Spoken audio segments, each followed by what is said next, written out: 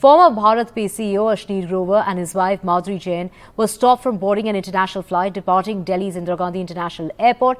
Immigration officials blocked his departure and that of his wife to New York on the basis of a lookout circular or LOC that was issued by Delhi Police's Economic Offences Wing.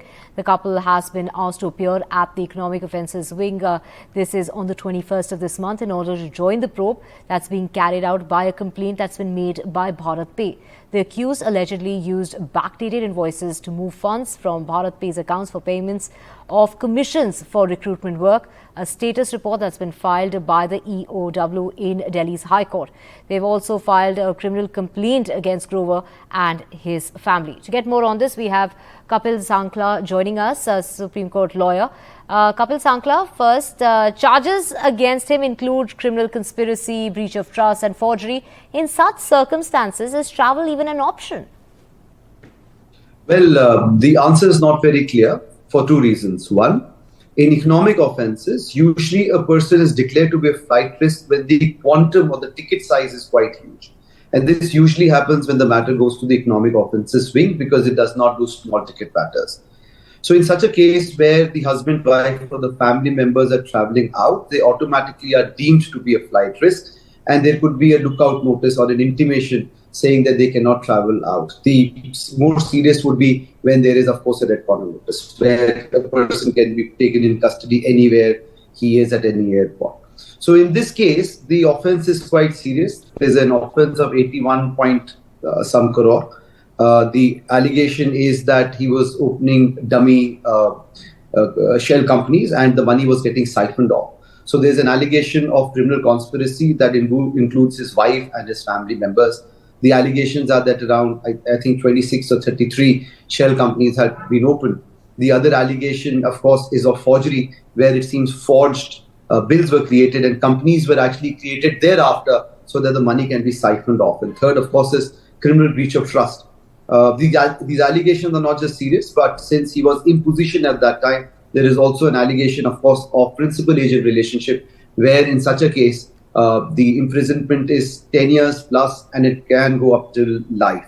Right, so in such a case, Mr. Sankhla, unexplained payments made to HR firms, what would this mean? This simply means is this, that if somebody wants to siphon off money, what he will do is that he would create shell companies or probably transfer money to HR firms and companies, etc., that haven't provided the services. Now, this can be done in a manner where he has conspired with certain other officers or company officials. In this case, the allegation is his wife, and that the money has been transferred to certain, as you said, HR companies and firms that are actually owned by his family members. Thus comes conspiracy. Since right, another allegation is of using backdated invoices, but isn't this a classic case of corporate malpractice? How are there no checks in place? Well, malpractice is one thing. You're absolutely right, of course. But we're actually talking about the domain of the Indian Penal Code and punishment in terms of CRPC. So in such a case, criminal malpractice, etc., would be under the domain of, for example, company law, allegations against the directors and office bearers, etc. But this is much more because, as I said, it's a case of conspiracy.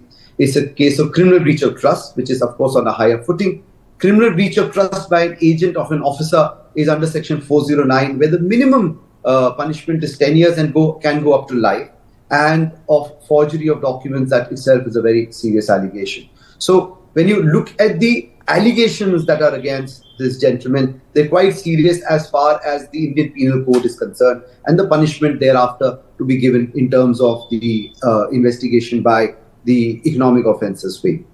Right. Thank you so much for joining us.